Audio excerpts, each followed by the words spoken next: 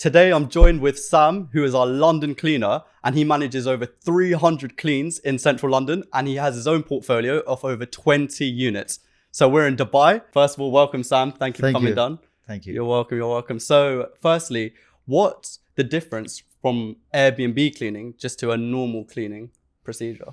It's a huge difference. It's like comparing apples and pears. Airbnb cleaning requires you to not only clean but present the flat as how it's supposed to look like. So you have to put the linens, you have to put the toiletries, you have to dress up, you have to make sure it's ready for the next guest to come in and start enjoying the place. Normal cleaning, day-to-day house cleaning, it's very, very different. So in our experience, we do a general clean. So we clean over about 40 offices in Canary Wharf. So that's for us a normal cleaning. We done a domestic cleaning, which is again completely different. So yeah, it's been trained differently. It's been taught how to clean, how to put the linens, what are the things to look for. Yeah. In normal day-to-day clean, we don't look for things. Yeah. So obviously with your journey, you started with rent to rents first. And then what made you go from rent to rents? Mm-hmm. You scaled that quite massively. And then how have you changed that business model to cleaning? Because obviously it involves systems and everything like that. Yeah. What made you change from rent to rent? And then how did you understand how your rent to rents should be cleaned? And how did you implement that? So for me, it was actually the journey was other way around. We started as a cleaning business. Oh, okay. So originally we were doing a lot of office cleaning in Canary Wharf. Yeah. And then we end up meeting one of the customer with the rent to rent. We're talking about 7 years ago when rent to rent was a very, very new concept and no one knew about it. So we were doing cleanings for them, and then they had a portfolio of like 30-40 properties. Oh, wow. And we were with them. And then this company called Oyo came in UK, and we become their partner in London. We learned a lot more of how everything works. And then eventually we just keep growing, and the COVID hit, and then the business just collapsed like with everyone else. And then I restarted the business with all the mistakes I'd done. Again, relaunched the whole business. But this time when I launched it with a view that if I'm on the other side of the table, what are the things people look for? For that, I took on apartment myself. Nice. So I can understand what are the actual problem people face. So most of the cleaning company, they don't know how the rent-to-rent cleaning works. They have no idea when a guest complains, what they're looking for. They have no idea what expected, how the complaint works, how the Airbnb, they will refund 30% basically if you don't give them the toiletries or things like that. So they have no idea about this. They have no idea on something's broken, not reported, how it can impact the guest. So I took a couple of units to start with, and then eventually I felt like, oh, this is easier work actually than this side. So eventually we grown the portfolio to about 20 units. We are constantly looking for, but thing with rent to rent, what I learned is you need to find the right unit. If you don't find the right unit, you will make a loss for sure. 100%. And likewise, because of that, when I talk to my customers for cleaning side of the business, when I talk to them, they already know that this guy knows how the rent-to-rent market works. They have their own apartments. Yeah. What to expect, what not to expect. And that makes a big difference to a customer confident than someone who is doing house cleaning, who is also doing office cleaning, and now you put them to do your Airbnb cleaning. It's a very different type of cleaning. Absolutely. And like you were saying as well, if you pick the right units, they'll perform well. But that's why it's so important for us rent-to-rent operators to do your right due diligence, because what the property can make or break your revenue. So from your experience and learning about actually how to clean and everything like that, what makes the difference between a 3-star review and a 5-star review on Airbnb? Honestly, I think the review is not only performed because of cleaning. The review, I believe, is given because I have my own business. I understand how, and I'm a super host for over 2 years now. Nice. Straight up. And it's the way you communicate to your guest. Absolutely. So it's super important when the guest check in, you check on them saying that hi, how are you okay? Can I help you with something? It's important that you call them, message them next day. Again, you automate everything, you know. Absolutely, it's systems. So you systemize everything, right? So you tell them, how was your stay? Can I help you with something? At this stage, if there was any problem, you would be able to sort it out, whether it's a cleaning issue or something else. Yeah. And then you get that 5-star on a communication. Then another 5-star is value for money. Most of the people, if they're spending £200 a night, then their expectation are around £200 a night. So can your property actually sellable for £200 a night? Have you got right furniture? Have you got right amount of things within the property? Like all my property, I put Virgin Wi-Fi, I have full TV on. You know, these things like this makes a big difference. Makes a big difference. So value for money is important. Now, cleaning side, of course, is the important part. So we have learned the science of how a cleaning can be done.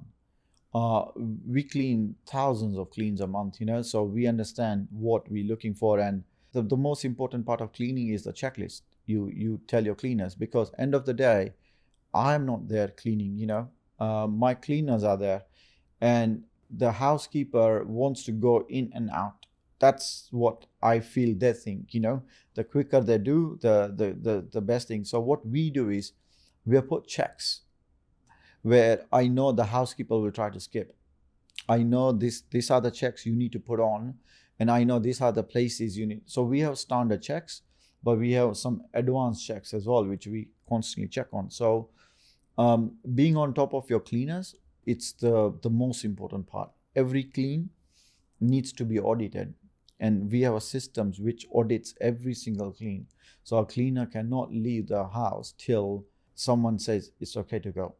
Yeah, and we've seen the results, hence why we've worked with you. You've taken over all of our central London properties, and it's been amazing in terms of check in, check out. You show us like all the pictures, you send a video, and you give us any first of all suggestions on how we can make it better.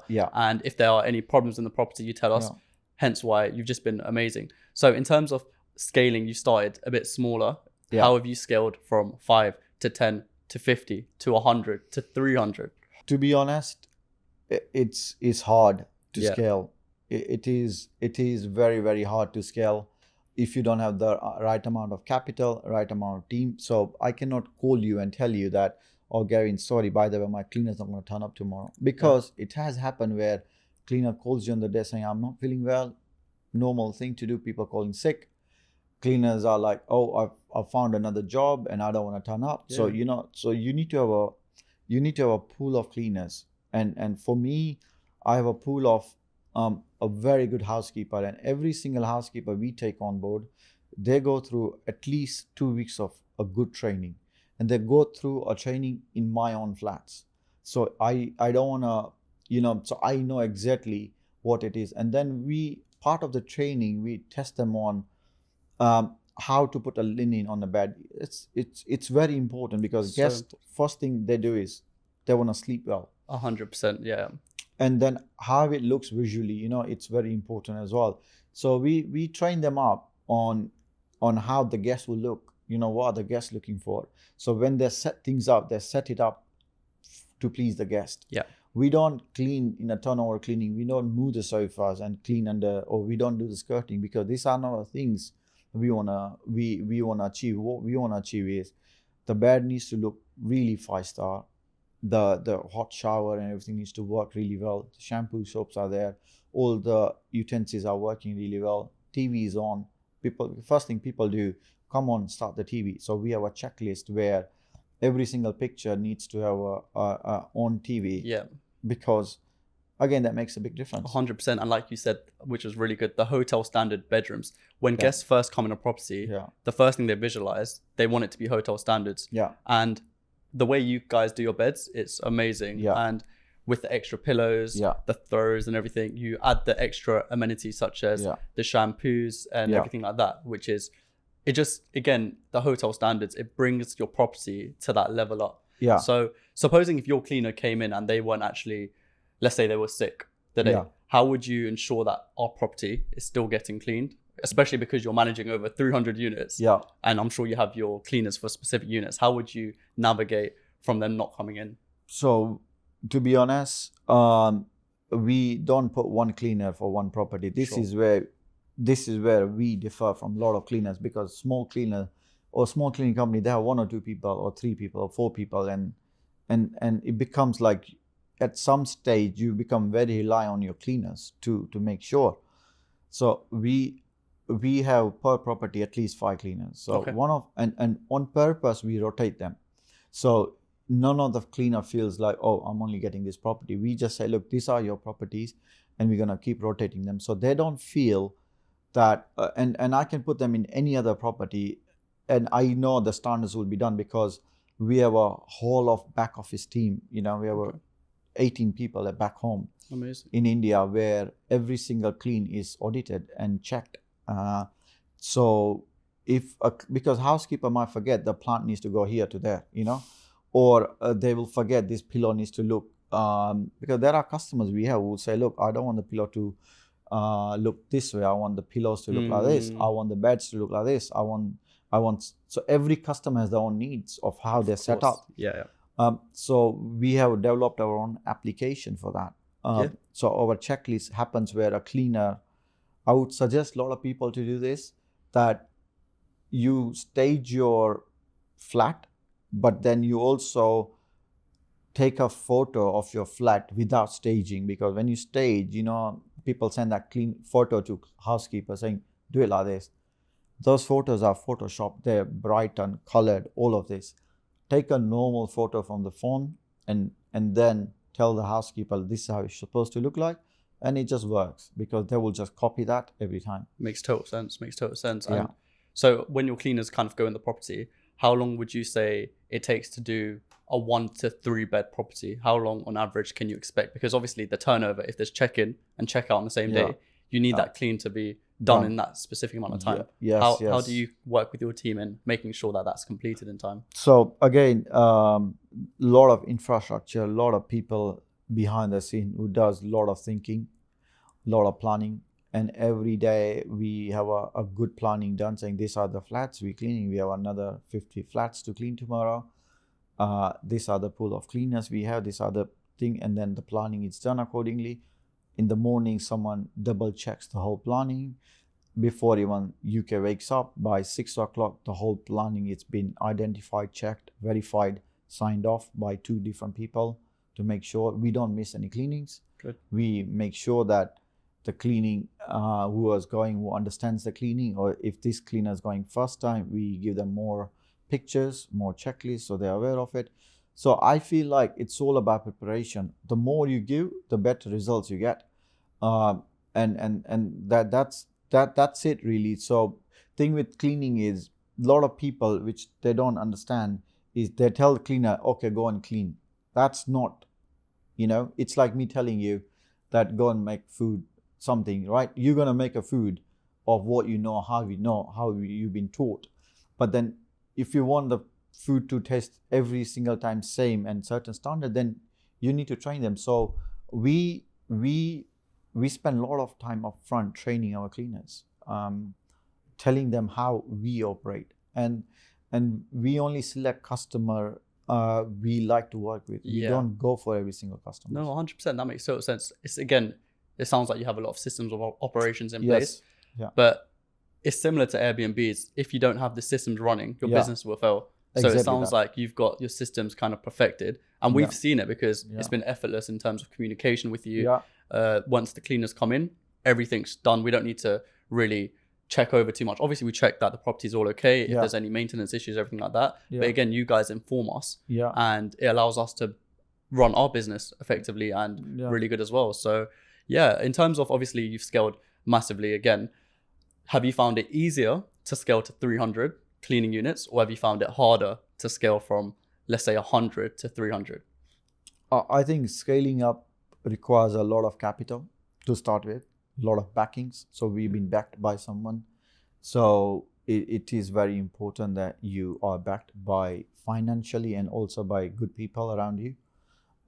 You need good managers who actually are motivated to work and to take it. But again, I just told you before we started saying that we have not taken a customer for a while now, I don't take on every single customer. Now I choose my customer because end of the day, it's a partnership. So in a very simple language, if I to say, if you get a bad reviews, then my business is on pay as you go. So we're not going to get cleaning. So we lose out. So we are your partner. So I see you as not, oh, he's my customer, Gavin. I feel like we are your team. We are your housekeeping team. You should never feel he's our supplier. You should be feeling these guys are our housekeepers, and we are one team. So the resources we have, we plug into you, and all we expect you is to bring the revenue, look after the customer service, and we look after all your groundwork. No, we run around. Absolutely. And that's it. And that's the way we see you, because in service accommodation, your cleaners are your power team. Yeah. They're the eyes, ears for everything. Yeah. So again, we see you as our partners, hence why we've scaled with you on our side. Yeah. And you've been with us since we had our first Central London Airbnb, and now we've just scaled. So 100%, it makes total sense. So yeah, what do you guys provide in your cleans in terms of, obviously you do the cleaning. Yeah. What other things do you actually provide in your cleans? So I basically I wanted to provide, because I have my own units, I realized that as an operator, it's too much hard to provide linen separately. So for me, I provide this all-in-one package. And again, in London, I was the first one to bring this on. Not many people had this. Yeah, I never saw it as well before. No one had it, and a lot of people have copied me now, saying, "Oh, let's give them this model." But my model is very simple. Because I have my own Airbnb, I know what it requires. So I said, "Look, I'll give you everything. So whether it's your linens, your cleaning, your toiletries, sugar, coffee, whatever you need, we will take care of it." So as a customer, we'll give you one fixed price every clean. So I know you can charge your customer directly on Airbnb. You can add a cleaning fee a certain amount.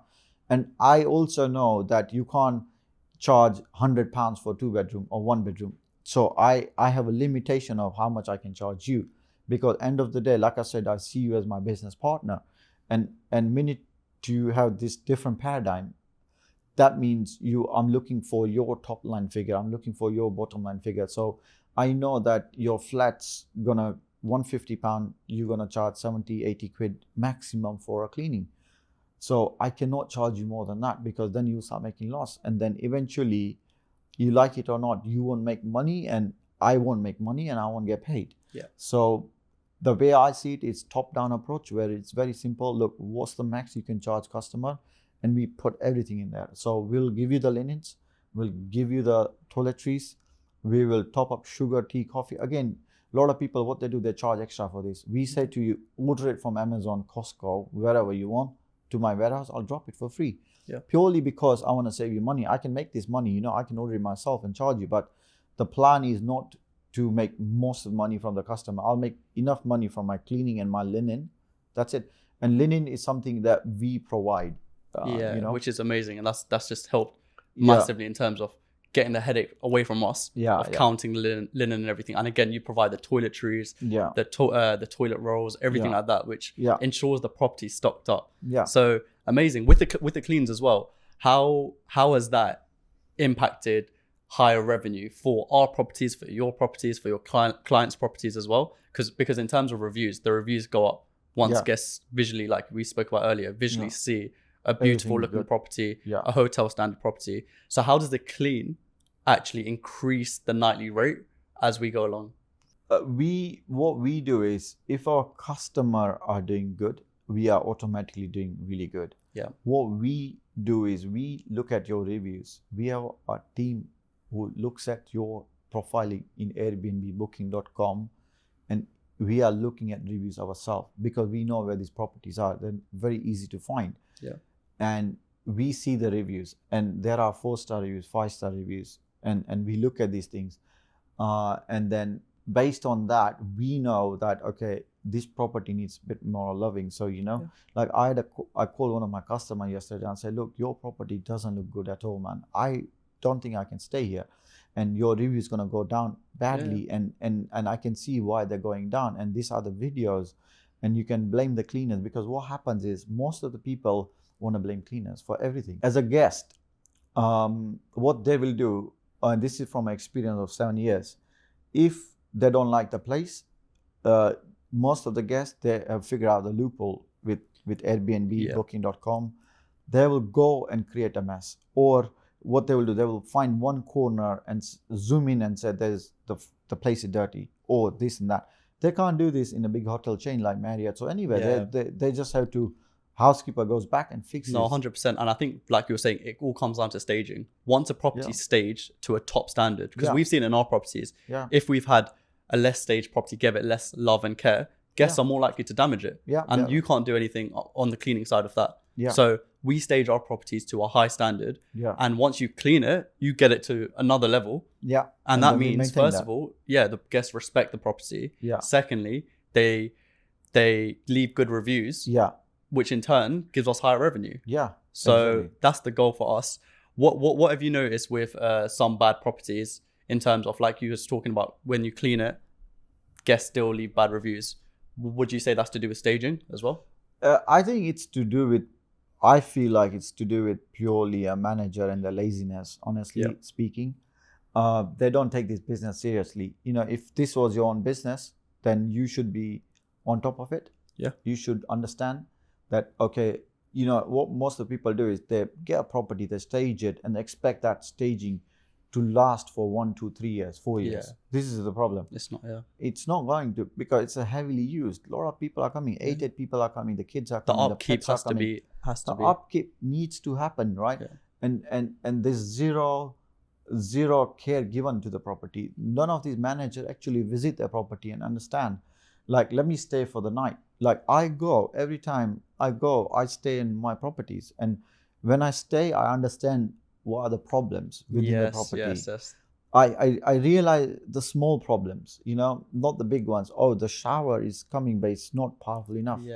Or, oh, by the way, this drawer is closing, but it's not like closing to the standard. And sorry to interrupt, that's super important, because we do the same. We stay in our properties, or we have a friend stay in the property to understand, okay, it might look good from the outside looking in, but when you actually experience it and you see, like you were saying, the shower's not working in a certain way, there's, let's say, the hairdryer, or it's not accessible, the lights, the mirrors. So once you understand the problems of you actually being there, you can see what your guests see, and then you improve on that, get it to the top standard. Exactly that. I highly recommend everyone to do that. And I also tell everyone not to always blame your cleaners, because one thing is that it demoralizes the people. You know, imagine you come to us and say, you guys are da-da-da-da-da. Now, what happens is we are not motivated to work for you. If you see as a supplier and you have a go at us, then we are not motivated. Work with the supplier, right? Understand what happened, why, and mistake can happen, you know, by everyone, right? We are human. How do we rectify that? What are the measures we put in place to fix these mistakes is super important. So, you know, like for us, we motivate our cleaners. We tell them, look, if you get certain amount of good reviews and happens, then you get bonuses end of the month. You know, things like that. So they're motivated to work, right? Because you need to always make people feel that they are, first of all, they have been recognized for the work they do. No matter what the work is, they've been recognized, and you've been grateful for them for that work.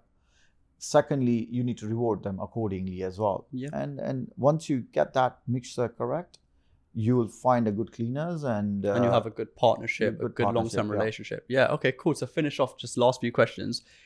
Dubai. So why Dubai now? Are you looking to get your cleaning business started here and scaling that as well? Correct. Or is it more the rent-to-rent side? Honestly, the Dubai came in because one of my customer in UK has about 80 units, and he said, Sam, I have 20 units in Dubai, and you know, I want the same service, and I don't have that in Dubai. And I'm like, wow, this is a good thing, you know. We can bring value to people, and for the value we can charge accordingly. And the way it is on Dubai now, the London market, I have seen personally, last year was really bad for a lot of operators. A lot of operators with 1-2 units folded. We have seen at least 30% of our customer gone busted, you know. And one of the biggest customer with 30 units got busted as well, because they picked some of the wrong units and they were paying for the right units, and off they go. So London market, I feel like it's just kind of stable or coming down, and there's not much to it. So everyone's moving to Dubai, and so I just following the trend, you know. If the trend is going up and you're there, then you automatically gonna go up. So my plan is to do both. I want to get my own apartment, so I understand, and then I'll get the cleaning business behind it. All the experience, all the systems we have, all the checks we do, I'll put that in here, and then this will make a big impact. I like the word systems, because like you said, some people are folding in London, but we're doing really well in London. You're doing well in London because of systems. And again, once you know the systems that you can implement in London, you can do Dubai anywhere. Exactly. So importantly, for anyone watching this, focus on your systems, focus on how you manage your properties, focus on your guests as well. And to finish off, what are the 3 main tips for people looking for cleaners? What do they need to look out for if you were to give 3 quick fire things? First of all, look how big is the cleaning company. So try not to go for individual cleaners, because there will be a day where they will not turn up. It has happened to so many customers. They come calling me at 12 o'clock saying, my cleaner's not coming, what should I do? So please go for a reputable company who has a bandwidth to cover the cleans, especially the busy days, because you might get a last minute check-in, things like that. So that's the first one. Secondly, treat your cleaner like you would have treat your business partner. If you change that mindset, because thing is, in the society, we see cleaner, somehow we look down upon them. I'm not saying everyone does that, but they're cleaners, you know, that's how people, they use their hand to show them like this. So if you actually treat them with a respect and treat them like your partner and explain to them what you want, how do you want in the property, how things need to happen, it will go a long way. And the last, the most, I would say, the important part of the tip is reward them accordingly as well. Give them a motivation to say, look, if you do this good, if I get 10 5-star reviews, then there's £100 Amazon vouchers for you. So they are motivated to do good work, and then the things will go in place nicely. Amazing. So guys, thank you for joining us. My name's Gavin. This is Sam. I'm going to leave Sam's details below. He does Central London cleans if you're looking to take on more clients. But this is another episode of GK Property Talks. See you guys soon.